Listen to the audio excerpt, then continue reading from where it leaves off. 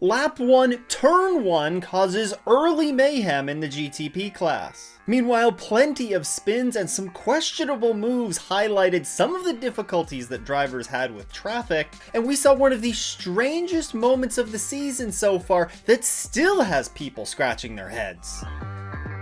For the first time since 2014, Imsa returned to Indianapolis Motor Speedway. And for the penultimate round of the championship, the 14-turn, 2.439-mile track played host to all 5 classes of the Imsa WeatherTech Sports Car Championship, as well as a number of support series races. Now, as we get into the on-track action, it's always nice to not have really any significant incidents out of the practice sessions to talk about. I mean, there were a couple of small incidents, a couple of spins, bit of contact, but really nothing noteworthy. Although Ricky Taylor in the number 10 did go off track and get a little bit of damage in warm-up for the race, but there were no issues getting that car to the grid. What was noteworthy though was the number 7 Porsche Penske Motorsports 963 swept both of the practice sessions with the top time. And spoiler alert, this would be a recurring storyline for the rest of the weekend. This speed would also carry over to qualifying, where the number 7 Porsche, driven by Matt Campbell, would set the fastest GTP time and take pole. He set a time of a 1:13.672, and he would be joined on the front row by the sister number 6 Porsche of Mathieu Jamey. The closest non-Porsche GTP competitor would be the number 60 Meyer-Shank Racing Acura, who was about 2/10 off pole. They really needed a good run this weekend in order to keep their championship hopes alive. In LMP2, it would be Ben Keating in the number 52 PR1 Matheson Motorsports entry that would take pole there. While in LMP3, it was Bjorn Garg for Junior 3 Racing. And the number 1 Paul Miller Racing BMW put in the fastest lap time of all the GT cars, also taking pole in GTD. And in GTD Pro was the number 9 Pfaff Motorsports Porsche, driven by Klaus Bachler, that took the pole for that class. He was very close to Paul Miller Racing in that number 1's time. It was about a 0.5 off what they said. Now, if you're interested in sports car racing in Imsa, then you're gonna enjoy the Rain Race podcast. Fellow YouTube creator GT Rain and myself dive into all of the recent news around the world of Imsa and the WEC, while keeping you up to date on recent race events and answering fan questions. You can find links below to both the live show that we do, as well to listen to the show on your favorite audio platform. Alright, fast forward to Sunday and we would finally get to see for the first time in years what Imsa racing looks like at the Indianapolis Motor Speedway. And it didn't take long to show. On the first turn of the first lap, mayhem struck. And it started when the 01 Cadillac Racing entry got a great run in the slipstream of the leading Porsches. Sebastian Bourdais, who was driving the car, pulled to the outside going into turn 1 to make it 3 wide. Now, in case you haven't previously seen any racing on the Imsa road course, turn 1 is a corner that frequently sees chaos. It's a wide corner on entry that quickly narrows up on corner exit, and it leads to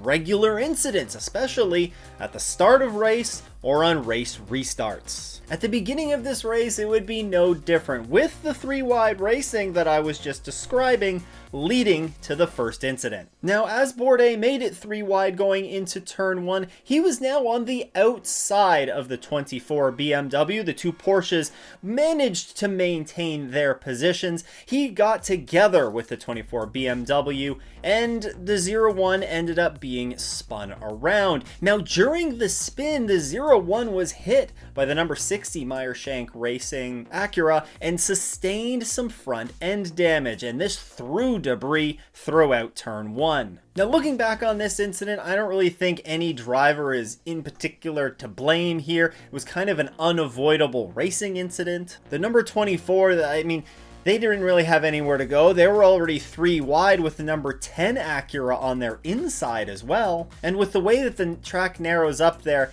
if you're 3 wide, then contact is pretty much inevitable. I suppose you could make the argument of don't send it 3 wide into turn 1, but these are race car drivers. If they see a gap and they have a run, like Bourdais did, then they're going to try and fill that gap. They're going to try and take advantage of it. And in this case, it just didn't work out. Now, believe it or not, the rest of the prototype field would be able to navigate all this chaos without any significant issues. Now, a full course yellow would be thrown shortly after in order to get some of this debris cleaned up, but not before the GT field took the green flag. And on the GT start, the number 9 Pfaff Motorsports Porsche would get hit with a penalty for changing lanes prior to crossing the line and take them out of contention for the win before the race even really began. For me, who's a Pfaff fan, it was pretty disappointing. Now, this full course yellow was a bit of a lifesaver for the 01 Cadillac,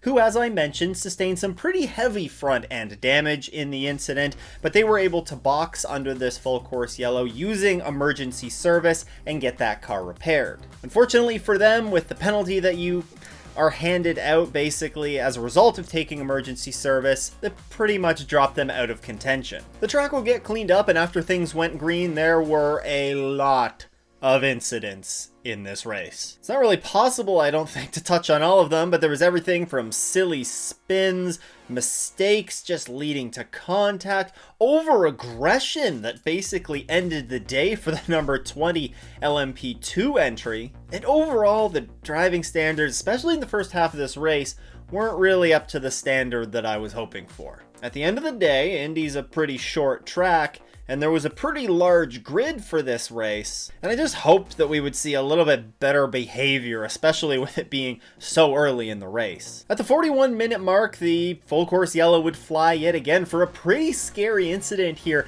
involving the number 18 era Motorsports LMP2, driven at the time by Dwight Merriman. It looks like he just lost it coming off of the final corner, and he came to a stop right in the middle of the track at the beginning of the front straightaway that was really blocking a lot of the track. It was a pretty terrible spot to be stuck in, but thankfully Dwight Merriman did exactly what you want a driver to do in this situation. Just held the brakes, didn't try and do anything crazy, and just hoped that nobody was going to hit him. Thankfully, nobody did hit him, because that would have been a very scary incident. However, there were some cars that very narrowly avoided hitting him. So a good job to all of those drivers, but also a great job by Imsa. They pulled the trigger on a full course yellow pretty quick here, but based on where that car was stranded on track, this was totally the right move, even though that it led to a stoppage in the racing, which you never want to really see. This was totally justified, and really glad that we got to see that full course yellow thrown so Dwight could get that car pointed in the right direction. Now, the ensuing full course yellow led to a ton of pit stops, driver changes, but the biggest moment actually came after the pit stops were complete and the class splits were taking place. You see, during the class split procedure, the number 31 Cadillac actually passed the two leading Porsches. Absolute confusion ensued from the broadcast teams, fans. I'm sure the teams didn't really know what was going on either. And throughout all of this, Pipo Derani and the number 7 Porsche were just side by side behind the safety car as we were trying to figure out who's supposed to be the leader. We finally got clarification from Imsa that the number 31 Cadillac was to be the race leader. And it's all because of a rule that I'm going to read you. Rule 46.5.2 has to do with class split procedures and what drivers of various classes are supposed to do under this procedure. The part of this rule that I want to highlight is that cars not following the instructions of race control in a timely manner may lose their positions to cars responding as instructed. Now, as it's understood, the two Porsches did not respond to race control in a timely enough manner where the 31 did, and therefore the 31 was eligible to pull out and pass those two cars for position. A tremendously confusing moment. Nobody really knew what was going on, and honestly, I'm sure we're probably never going to have this conversation again, because now that teams are hyper aware of this, they are going to make sure that they are lightning quick on the draw in future class split procedures. Now, after all this confusion was cleared up and things went back to green, the 31 was the leader. And to be fair, Pipo Derani held that lead for quite some time. He would build up slight leads through traffic, and then the Porsches would catch up. This back and forth would go on until about the 1 hour and 40-minute mark, when heading down the front straightaway, the number 31 of Pipo Derani and the number 7 would both lock up going into turn 1, the 31 going slightly wider, the 7 being able to overtake him, and the sister number 6 Porsche would follow the 7 through and into second place. This is ultimately the move that would decide the GTP class win, even though the number 6 and the number 7 Porsches, they had some moments shortly after. They made some contact on the, I'll call it the infield straightaway, but this is ultimately how the top 2 would cross the line. The number 31 would be overtaken on the final round of pit stops by the number 25 BMW M Team RLL entry, who would ultimately go on to finish third. The win is the second of the season for the number 7 Porsche Penske 963 that's driven by Nick Tandy and Mathieu Jamey. And we're going to talk about just how all of this affects the championship picture in just a minute. Before we do though, in LMP2 it saw the number 11 TDS Racing entry of Stephen Thomas and Mikael Jensen rebound with a strong second half of the race to take the win in LMP2. They crossed the line ahead of the number 8 Tower Motorsports entry, who, big shout out to Dan Goldberg, who did a great job filling in that seat this weekend. And the podium was rounded out by the number 04 CrowdStrike Racing entry. In LMP3, well, Riley's reign is over. The number 17 AWA Duquesne of Anthony Mantella and Wayne Boyd picked up the win there. It's wild to say this, but it's the first points-paying race of the season that the number 74 hasn't been on the top step of the podium, although they still had a pretty good race themselves, rebounding from a qualifying crash to finish second. The number 30 Junior 3 Racing entry rounded out the podium. In GTD Pro, the number 79 WeatherTech Racing Mercedes, well, they went on to victory virtually uncontested. In fact, Jules Gounon of WeatherTech Racing would say that he felt like they were essentially gifted the win after the mistake by the number 9 Pfaff at the start of the race. The number 23 Heart of Racing Aston Martin and the number 14 Vassar Sullivan Lexus would round out the podium. And in GTD, there was some pretty good beating and banging that would go on in the final closing laps, but it was ultimately the number 57 Windward Racing Mercedes that would go on to take the win. Philippe Ellis and Russell Ward managed to beat the number 78 Forte Racing Lamborghini to the line after a hard battle that saw the cars really rough each other up on a couple of occasions in the closing laps. And although the number 1 Paul Miller Racing BMW managed to lead 48 laps in this one, they were passed by both the number 57 and 78, and had to settle for third. In some support series notes, the Porsche Carrera Cup North America was also present there this weekend. Riley Dickinson swept the weekend's races, and in doing so wrapped up the championship there 4 races early. We finally saw a different winner in Lamborghini Super Trofeo as Kyle Marcelli and Danny Formal's perfect season is no more. Ryan Norman swept the 2 wins at Indy, with the duo of Marcelli and Formal finishing second in both of the races,